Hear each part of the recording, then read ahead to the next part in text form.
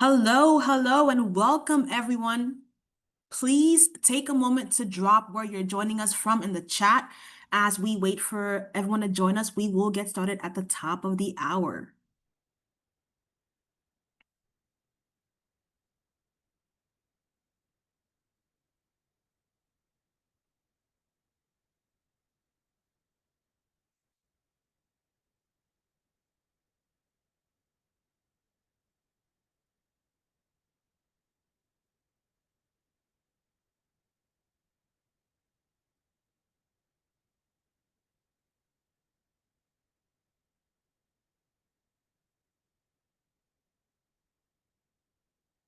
Again, welcome everyone. Thank you all for joining us today. Please take a moment to share with us where you're joining us from in the chat. We will get started in just a moment.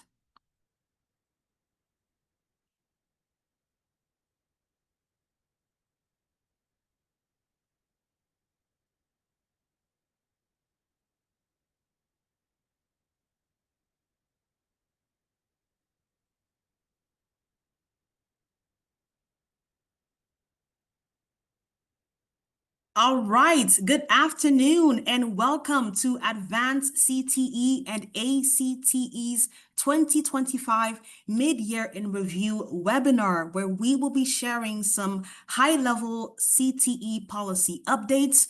We'll share some policy trends and examples that we have observed so far in the 2025 legislative session. And we will also get to hear from some guest speakers who will share their approach to engaging with CTE leaders in advocating for high quality CTE. Now, before we get started, I do want to note that this session is being recorded. So for all of those who have registered, for you who have registered for the session, you will get the recording sometime within the next week. So jumping right on in, I want to do some quick introductions. My name is Velie Sando. I am a policy associate at Advanced CTE. I have been supporting this work for the past 2 years now, and it is super exciting to be here to be joined with you all today. I'm going to pass it over to my colleague Jesus to introduce himself. Thank you, Velie, and thank you everyone for joining us today. I'm very excited to be here. My name is Galvan, and I am the Research and Policy Coordinator at the Association for Career and Technical Education. Awesome. Thank you, Jesus. So as I briefly shared earlier, today we're going to take some time to share with you just some high-level CTE policy updates, along with that, some policy trends and examples of policies that fall under some trending topics that we've seen so far in the 2025 legislative session. And we are also going to be joined by two guest speakers coming from the great state of Georgia, who will share with us their approach to advocating for high-quality CTE. I will introduce our guest speakers closer to our Q&A session time. And we'll wrap up our time here today going over the longitudinal tracker that we have. We made some interestingly cool new updates, so we're excited to elevate that in this space. And we'll also share an upcoming event from ACTE. Now, just to go ahead and jump right on in, as it pertains to top level findings, as of August 2025, we have tracked 137 CTE related policies across 44 states. Now, the state that has the highest numbers of policies so far is the state of Texas, with 16 CTE related policies tracked so far. Now, Texas is on a biennium legislative calendar, so this is not necessarily a surprise, seeing that they were not in session last year. Moving forward, we have 6 states that are still currently in legislative session, and we have 4 who have special sessions either going on right now or coming up between now and the end of the year. So we're still full on our policy tracking efforts, and we are continuing to monitor the CTE policy space to see and to track any new CTE related policies coming up through the grapevine. Now, as it pertains to top categories, so the top 5 categories that we have observed so far in the 2025 trackings period, it's kind of similar to the top 5 categories that we had at the end of our 2024 policy tracking efforts, so it's interesting to see that states are keeping up the momentum and are still prioritizing, excuse me, the same types of policies. Now, the ranking is a little different. So as of now, coming up at number 1, we have data reporting and or accountability, where we have tracked 52 policies so far. Followed up with funding, where we have tracked 49 policies that fall under this category so far. Now, interestingly, funding was at number 1 at the end of our last policy tracking efforts.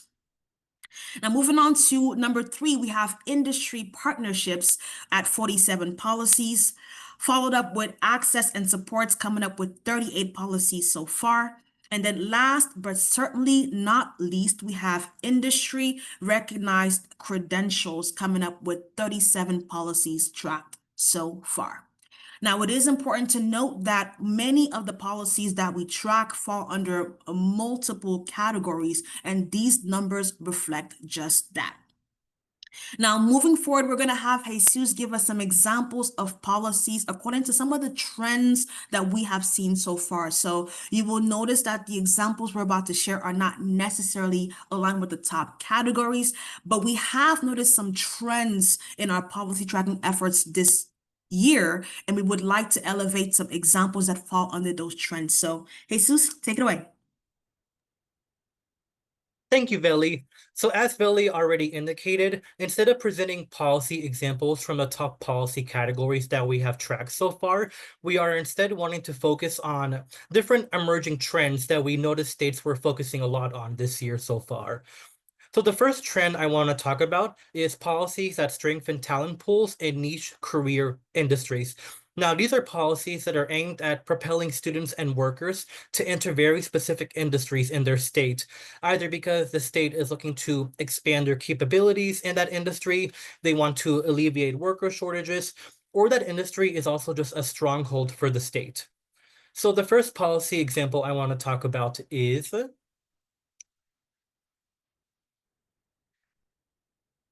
Thank you, Velie. Texas's SB 1535. Now, this bill would direct the Texas Workforce Commission and other agencies to develop a nuclear engineering workforce development program in the state's higher education institutions. Now, that will include things like curriculum development and also public outreach efforts of the program. So this bill was actually influenced by a 2024 report that showed a need for investment in the state's nuclear engineering workforce. So as a result of that report, alongside other conversations the state was having, lawmakers came together to develop this bill to meet the needs of the state and develop and retain talent pools in this industry. The next policy I want to talk about is Washington's HB 1167. This bill directs the state's CTE task force to offer recommendations for opportunities that lead to training, certification, and watchkeeping credentials approved by the U.S. Coast Guard. If you're not familiar, watchkeeping is a type of maritime career that involves watching and overseeing ships to ensure smooth operation. Now, Washington State's maritime industry is very large. It supports more than 178,000 jobs and produces over $46 billion in annual revenue. So this bill will encourage students to not only pursue a career in this industry, but will also ensure that the state can continue to maintain its foothold in this area. The last policy I want to talk about here is Oregon's SB 784. This bill requires the state's Higher Education Coordinating Commission to develop dual credit program standards for agriculture, forestry, and natural resources programs. So similarly to the maritime industry in Washington State, agriculture and forestry careers make up a significant portion of Oregon's workforce. A recent report also found that the state's forestry workforce is older on average and is retiring fast, creating a need for workers to fill in these gaps to continue sustaining this important industry for the state. The next trend that we observed was policies that leverage different avenues to increase talent pipelines, specifically policies that provide CTE and workforce training opportunities to incarcerated individuals. So as employers and organizations seek workers that fit their specific industry needs, states have begun increasingly turning to incarcerated individuals, providing them with the training and the opportunity to attain a high-skilled, high-wage career upon their release. Not only does that create new talent pipelines for employers to engage with, but it also provides incarcerated individuals a chance to re-enter society with a career pathway and potentially would decrease state recidivism rates as well. And as you will see with these examples, 2 out of 3 of them are actually executive orders that were signed by their state governors, indicating that this is an urgent issue for some states. So the first example I want to talk about is Kentucky's Executive Order 253. Now, this executive order establishes the Team Kentucky Office of Reentry Services in the Office of the Governor. So this office will focus on developing workforce training opportunities for incarcerated individuals to reenter society more easily. In the text of the executive order, Kentucky Governor Andy Beshear outlined his priorities which were primarily providing incarcerated individuals an easier pathway to a high-wage career, as well as allowing employers to have access to a highly skilled workforce. The second example is Arizona's Executive Order H, which launches the state's Reentry 2030 program, joining 6 other states who are already participating in this initiative, which is focused on providing education and workforce supports like registered apprenticeship programs to incarcerated individuals who are re-entering society. So similarly to Governor Beshear, Arizona Governor Katie Hobbs described her priorities, which are primarily, again, providing incarcerated individuals with resources to pursue a career, reduce the state's recidivism rates, and provide employers with a larger talent pool to tap from. The final example under this trend is Texas's SB 1080. This bill allows the Texas Department of Licensing and Regulation to issue a license to incarcerated individuals who are enrolled in or have completed a higher education or industry recognized certificate program before they are released. The next trend that we observed was policies that align with Perkins and other federal priorities, notably apprenticeship programs. So in our 2024 state policy report, we noted that many states were focused on developing and expanding apprenticeship programs and opportunities for students and workers, and we are seeing that trend continue on to this year in state policy tracking as well. Furthermore, President Trump has also made apprenticeship and workforce development a major priority of his administration. So most of you probably remember seeing his executive order earlier this year, calling on supporting more than 1 million apprentices yearly. And the administration has also outlined their support for expanding apprenticeship programs in their AI action plan, as well as their recent workforce strategy report from the Departments of Education, Labor, and Commerce. So looking toward the policy examples here, we first have Tennessee's Executive Order 109, which expands the responsibilities of the State Workforce Development Board to include creating a policy committee that will develop policies to aid in the development of WIOA state plans. This linking back to the administration's priorities of expanding workforce development programs. The next example is Arizona's SB 390, which establishes the State Apprenticeship Agency and the Arkansas Apprenticeship Council. So alongside strong federal support, states have been encouraged to develop and align their apprenticeship systems with the federal system, as well as incentivize employers to take on apprentices. So Arkansas has kind of taken the first steps here to really begin developing and continue expanding apprenticeship opportunities under this new agency for students and workers. The final example under this trend is Maine's LD 1117, which directs the Maine apprenticeship program to allocate at least 50% of total grant funding to support pre-apprenticeship training, specifically for pre-apprenticeship programs that have demonstrated successful outcomes, like placing individuals into registered apprenticeship programs. The final trend we want to highlight for everyone is policies that facilitate cross-agency collaboration to improve quality and access to CTE. So the policies in this category, in this trend, excuse me, specifically allow or may even require cross-agency collaboration in order to scale and expand CTE and workforce programs by receiving input from various stakeholders like schools, employers, state agencies, and other relevant entities.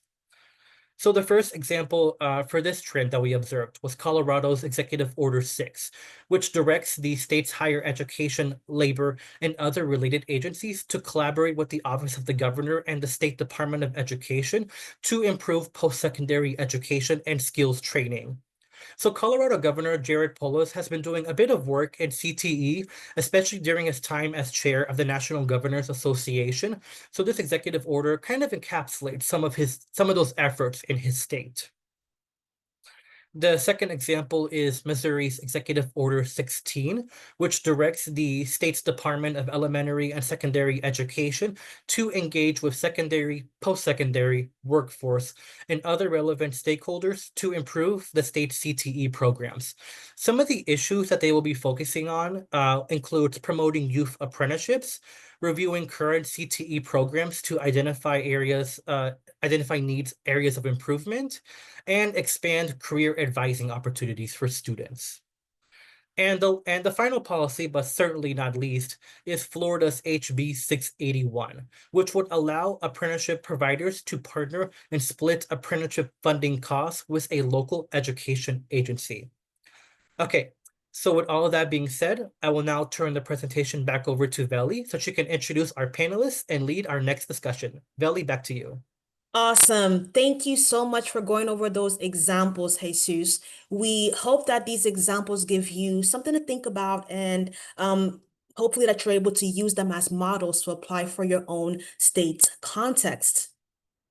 Now, with that being said, I want to invite our guest speakers for today. We are super excited to be joined by Dr. Barbara Wall, who is the Deputy Superintendent at the Georgia Department of Education.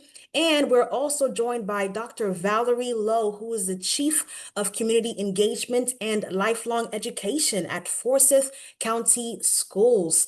Thank you, both of you, for joining us here today.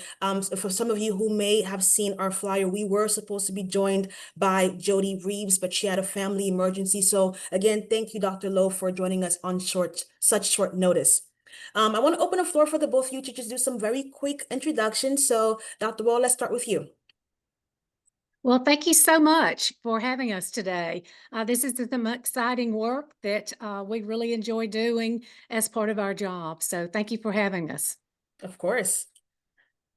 And I'm Valerie Lowe. I work with a school district just north of Atlanta in Georgia in CTE work.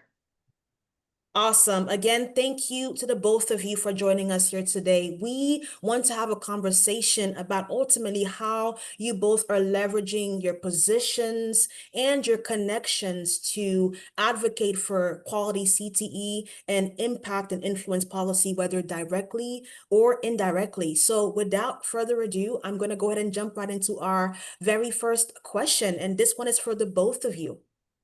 So the question is, when thinking about the policy wins your state or district has had in recent years, what role does stakeholder engagement, whether with legislators, employers, your own team, superintendents, what role does stakeholder engagement play in getting there? I believe that I have 5 different ways that I can impact the different policies that are being passed in our state. One is through influencing the policy with data and outcomes that we have through our career tech programs. I also help to build strategic partnerships and stakeholder engagement. This may be with partners with our business and industry folks. It may be partners with our post-secondary, partners in a variety of aspects, as well as, the local school districts throughout. Another way that I help to influence policy is by serving as an advisor or as a thought leader on various topics. And I also can advocate internally there within our Department of Education, as well as cross-agency collaboration. I know y'all mentioned some policies that other states were using with this cross-agency collaboration. We're doing much of that in Georgia. Absolutely. And it is very powerful to have all of the various agencies there at the table together working on the same type of legislation. But other than just working cross agency, when we work cross our departments, that's also some great work that we're doing. We're working a lot with our academic folks, and we have introduced several new features, different initiatives throughout Georgia. One is our CTAE Plus, where students can receive academic credit for completing a particular pathway in career tech. So that's most helpful. They can complete 3 courses and also earn science credit or English credit or math credit, depending on which courses have been defined in that particular pathway. We've also this summer introduced carpentry for geometry. Students can take a carpentry pathway, complete that, and earn geometry credit. And the high demand career pathways has been released. Students who complete these pathways earn extra points on their school report cards for our different systems in Georgia. In addition to the high demand pathways, we worked with our academic folks, and we have some hybrid pathways, which is a combination of academic courses and career tech courses. Those pathways also result in extra points on the school report card. And one other way that I feel like I can influence policy leaders is by empowering the local leaders that we have, making sure that we've got some tools that they can use to share their stories. We have one such tool that's called CTAE's Impact Data. We show how career tech has an impact on academics, as well as how it impacts the workforce by looking at our work-based learning data. We share with that data that career tech completers have like a 4.7% advantage over our regular graduates. And they also have a 22% higher graduation rate, and they impact post-secondary level with a 23.9% rate. We've got a host of students in the work-based learning program, and they earn over $144,000 for our state. And we have that data available so local districts can use that, break that down, and look at their own system and can use that with their own folks locally. Wow. That's wonderful to hear. Thank you for sharing all that data with us as well. We'd love to hear from you, Dr. Love, from the locals' perspective. How are you leveraging stakeholder engagement to see some of the wins that you're experiencing in your county? Yeah, I think at the local level, if they're directors or administrators or teachers, even from the local level, you have to understand where you fit into the bigger picture. And so, if we're working on initiatives that Dr. Wall's team at the State Department is rolling out, how does what we're doing at the local level support workforce initiatives in the state of Georgia? And then, of course, Georgia, we take that nationally. Just what are we trying to accomplish, across our country in terms of workforce development? So that state workforce plan should be driving what you're doing in your local community. And so hopefully you've got something well established, like we do in Georgia, to ensure that alignment, because that's important to our work. My job as a local director is to really ensure that my local and state delegations understand CTE, can speak to CTE. So when they're making decisions, it's just about education. It's sometimes, there's not many people in a school district that get up every day necessarily, especially in small districts, thinking about this work. And so that's my job. I feel like that, I get to get up every day and think about, how to make workforce development a priority in our school district. And that takes time, that takes trust. So just building that culture of CTAE has just really helped us, kind of influence. And again, if you're not going to be, advocating, or if you can't influence or lobby in different these based on, state priorities and rules, then you at least can advocate and tell the story of your program, tell the bigger picture. of what's happening. They say that if you don't tell your own story, somebody's going to tell the story for you. So I Absolutely. think that's important for the work in CTE, but really to influence policy decisions in our district, especially, it's just about the relationship that we have with our local and state leaders, that they know that they can, Right. pick up the phone and call us if they do have questions or don't understand something that's coming across their desk. So for us, it's been, just building capacity, but also just those relationships are so very vital to the work getting moved forward.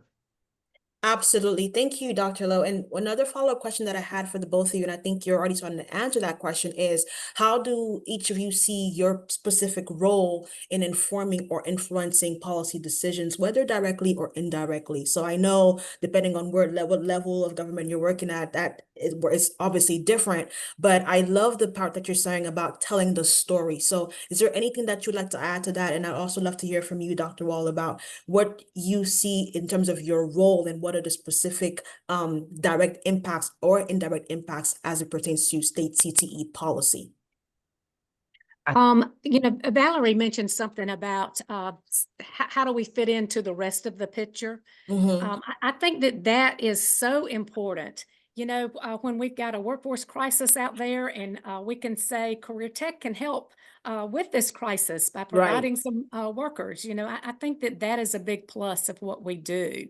How can we as educators, Career Tech educators specifically, help with the workforce needs? How can we help address these concerns of our legislators? Yeah, and I think for us at the local level, if you think about the work that you're doing, maybe to some it might seem insignificant, but for the right person who hears the right story of what's the great work that's being, happening in your district, that does spark deeper conversations. If your local leaders and your state delegation can get into your buildings, tour your schools, see your labs, that always helps because they see the need. They see the great work that's happening, but really it's just about building stronger programs. It doesn't happen overnight. You've got to have some consistent leadership. You see districts that leadership might not be as stable. And I think that does impact too your role in developing those relationships within your own districts, because if people come and go, it's harder to sustain, the work that's happening. Awesome, awesome. Thank you for sharing. Now this next question will be for Dr. Wall. How do you collaborate with other state level leaders? You mentioned that there's some cross-agency collaboration happening in the state of Georgia. How do you collaborate with other state level leaders or departments to align your messages and strengthen your influence on policy? And how do you get everyone to the table, basically? Well, when the governor says come to the table, it's You no come to the problem. table. We all show up. So, we've been working together very well with many different agencies, I would say for the last 2 to 3 years. And when we sit down at the table and we start hashing out ways to improve our state, it's amazing what work can be done. We've worked with some legislation that's called Top State for Talent that was part of this legislative session. That is great legislation. It's how can we help move Georgia forward by all working together? And that's what that legislation is all about. Prior to that, we were working on the high demand career list and identifying which careers were in high demand in Georgia. This involves our workforce board. And it was really interesting. Our workforce board chair is Stuart Countess, and he is the chairperson that we selected to be part of our strategic plan for Georgia. I know I've shared that strategic plan with several folks at our advanced CTE conferences, and it's a great plan. But when you've got one of the top leaders working with Career Tech and help share our stories, it can be very powerful. So really, if the governor says, come meet, that's an easy way to get people together. But it has been some great work that we've done. Absolutely, absolutely. This actually is going to be for this question. Next question would be for the both of you. I want to start off with you, Dr. Lowe. How are you using policy to align with local and regional labor markets? So the work that's happening that Dr. Wall mentioned really has aligned a lot of Georgia districts to be more comfortable in the work. And so we're kind of taking their lead and making it work for our own communities in terms of those open conversations. Georgia's done some great work with resources being provided and local districts really feeling comfortable understanding the data, because that's important. If you're advocating or if you're trying to tell what's happening in your own district, you've got to understand how to access, how to understand where your industries are moving and going in your own communities. Yeah. So those resources have been helpful, particularly for districts in our state who may not have people in that role that are as comfortable of where to find and how to have that terminology and really kind of build their toolbox of moving the data. Other things that Georgia has focused on, I feel like, that have helped that work. Any conversations around economic development, like Dr. Wall said, are happening, with all different agencies at the same table. We should be mirroring that in our own communities. And so it is not abnormal at all in our community for our development authority, our local county governments, our city governments, the school system to all be in one room talking about the work that's happening in the future pipeline. So yes, we're talking about current workforce issues in our own community, but there is very much a strong conversation monthly among those stakeholder groups in our community about the future workforce. How is our community investing in our CTE programs to make sure that our community workforce stays strong in the future?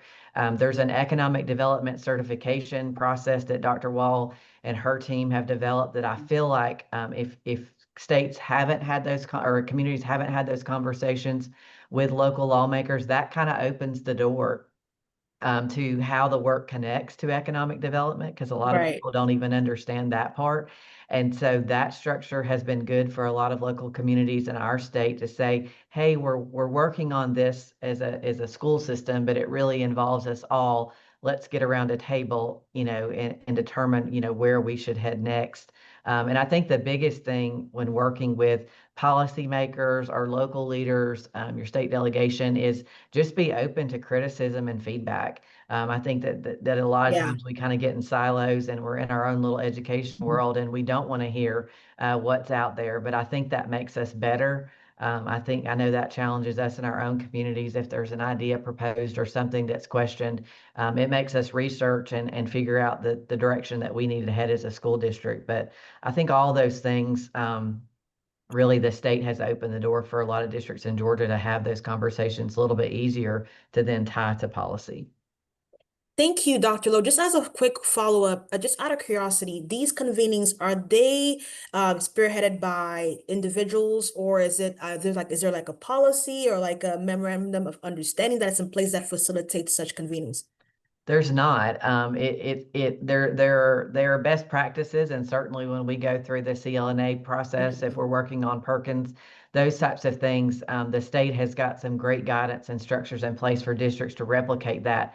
But I think it really takes somebody leading that work in the community. Again, that person that's getting up every day thinking about how to bring all these people together, really are driving the needle. We have some school districts where administrators may not be full-time in a role as a CTA leader in their district, and that's hard. So I think it's just got to be somebody that can be that connector in the community for those efforts. Absolutely. Thank you for sharing that. So yeah, back to you, Dr. Wall. The question was, how are you using policy to align with local and regional labor markets? We provide many training sessions for our local folks on labor market data, LMI. That's not common language, or it is becoming common language. It was not necessarily common language among our career tech educators, but we know the importance of understanding that labor market data, knowing that the courses that are offered in a particular school are a reflection of what the workforce needs are in that area. And we have many training sessions on labor market data. We have tools that are available to our local districts, and we just try to integrate that in most of the work that we do. And as a follow-up to something you mentioned earlier about academic credits for CTE, what policies were needed to create that sort of structure? Didn't have a whole lot of policies. It was just an understanding with the folks that work with us.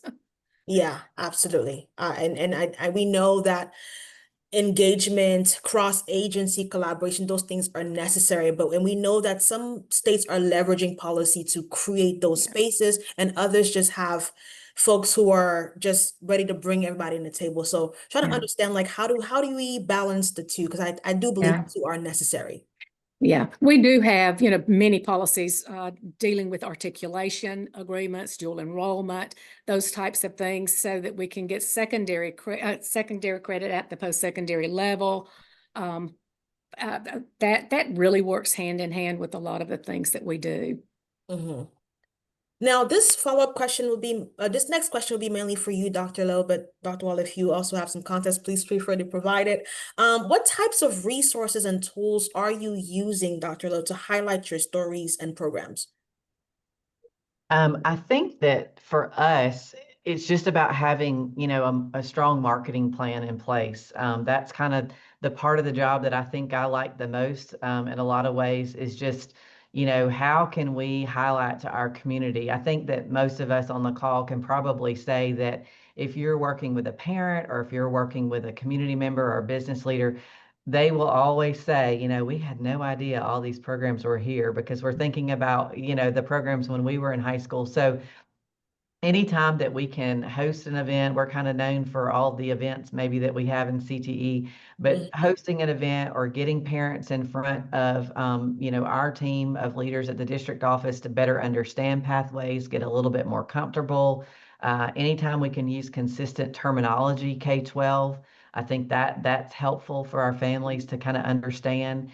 We've also tried to do a real good job with, as everybody does, just with our media presence, making sure that we're intentional about what invitations and how we're inviting local and state media in. Things like social media and certainly the regular updates are very, very important. But just celebrating success, no matter how small or big it might be, treating it all the same. And I think our district does a good job about that, every program should be celebrated no matter, what the program is.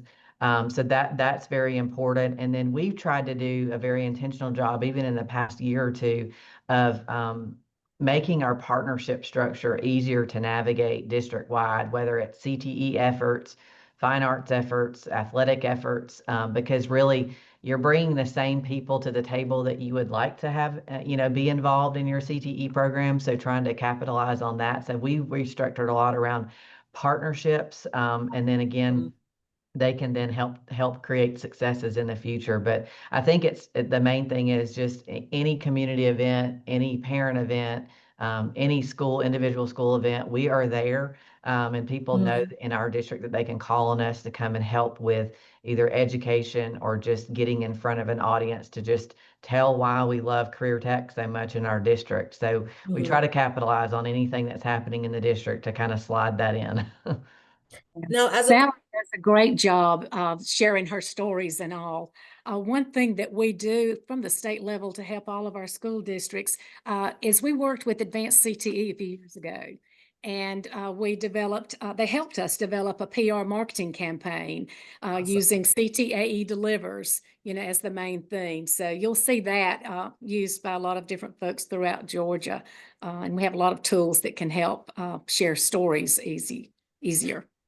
Yes, awesome. Thank you for elevating that. And I'm curious, Dr. Wall, is there any time that you can share where you were able to provide some valuable information, whether it's like CT outcomes data to a governor or legislator or policymaker to influence some sort of like policy decision making? Yes, we have what we call the Ag Commission and the CTE Commission in Georgia. The commission is comprised of different legislators that's appointed by the governor, the Speaker of the House and the Lieutenant Governor. And the superintendent also appoints some people. Most of these are legislators. There are a few local educators that are on that commission, and we meet annually. So at those meetings, we're always bringing information to them that can be used in different policy situations.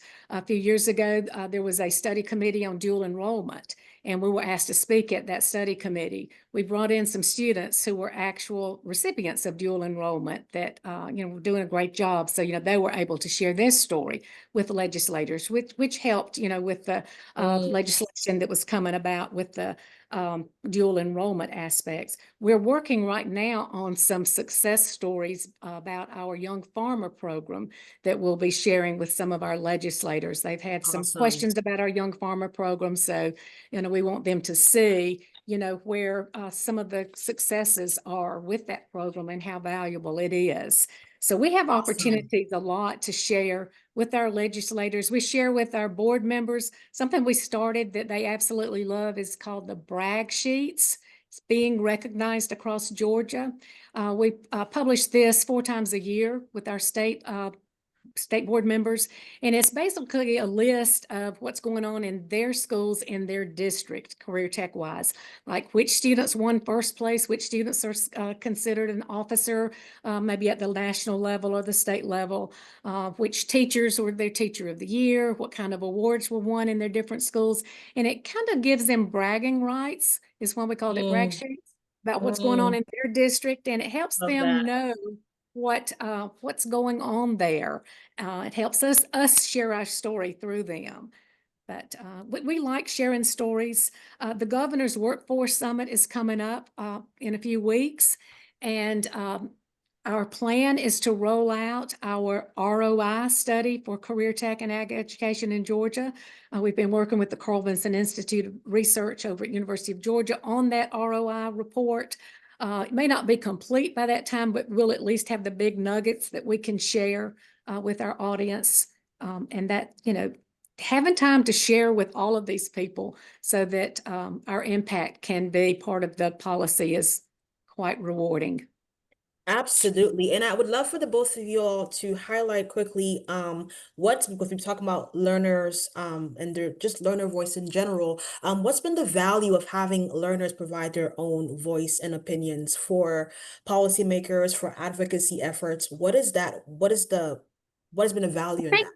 I think it makes it real. You're not just talking about something that Absolutely. might be good. It's the real deal, and the student can truly speak from their heart about what has taken place in that situation. I think too, and we've seen it in our own district, it gives students a little bit of that advocacy background. We've developed some programs where they do provide, regular input. And going back to what I said earlier, students are very honest about their experiences, and they will tell you the truth. And that's what we want. And Yes. that's very important. And they would do the same thing if we had a legislature, at the conference table here talking about their experience. They don't hold back. But at the end of the day, that's why we're here. And so if we're not providing that product or service that's meeting their needs, we need to think about what we're doing anyways. But yeah, just that's very, very important. And then I think that the best part is when, our kids are successful. And again, we tell those alumni stories, and I think that helps too. And the state's done a great job of that as well. Just looking at across the state of kids that have done this work, been through our programs, and they're very, very successful now contributing back. And then a lot of them come back and want to contribute back in our own district to mentoring future or, current CTE students. So that's been rewarding as well. Awesome. And just a quick follow-up to that, Dr. Lowe, and if so, how do you work with CTSOs to help with policy or advocacy? We laugh sometimes that some of our students are our little, little advocates of, wanting to make change, which I think is good. But the CTSOs have really, in our opinion, and we've got some very strong programs across really the country, some of the largest chapters, but we we're proud of the leadership skills that have developed because of that. It's been good when we do go to maybe national policy seminar for some of our students to come along to that because they see the bigger Yeah. picture. And as we're meeting with our delegates and folks in Washington, I think that's been important. But I think that they understand the bigger picture once they get into those leadership roles about how change happens. And so again, they're not shy at all to send me an email and say, hey, I want to come talk to you about, this or that, or how do we move the needle in this area? So they push us to get better in this area, I feel like. Awesome. Wow. Wow. That's wonderful to hear. And just as a note, we've been getting lots of shout outs for the brag sheets from the audience, especially even how some are replicating it. So thank you for elevating that here. We have one last question for the both of you as a wrap up. And the question is just ultimately, what advice would you give to other states or local leaders who want to be more active in advocacy efforts, but don't necessarily have direct legislative access or who just can't do formal lobbying? Let's start with you, Dr. Wall. Okay, a couple of things that I think of when I think of that question. And first is make sure you know what policies you're dealing with when it relates to advocacy efforts within your agency or your local school district. Make sure you know what's permitted in your job and what's not. Sometimes it's hard to separate the leadership role of being a Cortec director or your local role as being a state citizen. So I think that's important. But also the second piece of advice I would give is to bake these people a pound cake and cheese straws, or if you don't bake, buy them a burger and have a conversation with them. that. That's another way of saying you've got to form those relationships that Dr. Lowe was talking about. If you don't have relationships with your policymakers, it's really difficult to accomplish the things that you want to get accomplished. So, it's just so much easier to advocate for your program if you've got those relationships with your legislators, the state board members, governors, office staff, all those types of things. But I do want to say one more thing. We've got our state teacher of the year this year is an ag teacher, and we are so proud of her. She is helping to tell our story across the state to many different audiences that we wouldn't typically be involved with. So I think anytime you can use your relationship that you have built with folks to help advocate for your program, it's a plus. And many times there's different ways of doing that you may not even think of. Absolutely. Thank you, Dr. Wall. I think at the local level, just open the door to opportunities for your local decision makers or state decision makers, even your national policy makers to be involved. How often are you being intentional about your asks for them to come to events you're having or just to sit down and have a conversation? You're not lobbying one way or another if you're just telling what you do every day in your work. And so that's very easy to do. The relationship piece that we're mentioning over and over again, that is so critical. I remember one day I had been at a doctor's appointment and my phone is blowing up by one of our state delegation, our state senator. He's standing at my office door wanting to talk to me about something that's coming up. He was, where are you at? I'm coming to so that kind of relationship takes time, but that's a big win. I feel like for me in my role to know that they're comfortable, calling me or texting me or stopping by my office to have those conversations about, this is coming before me, or if Dr. Wall or Jody, if we know something's coming up that we really as a state need, that helps because if I've got those good relationships and she's got those good relationships and Jody's got those good relationships, everybody's going to suddenly hear we've kind of spreaded that grassroots efforts, not in a lobbying way, but here's how this could benefit in moving the needle forward. I always like to say that CTAE is pretty bipartisan. I guess I shouldn't jinx us. It's hard not to love the work and love what it stands for and what it's doing across the country.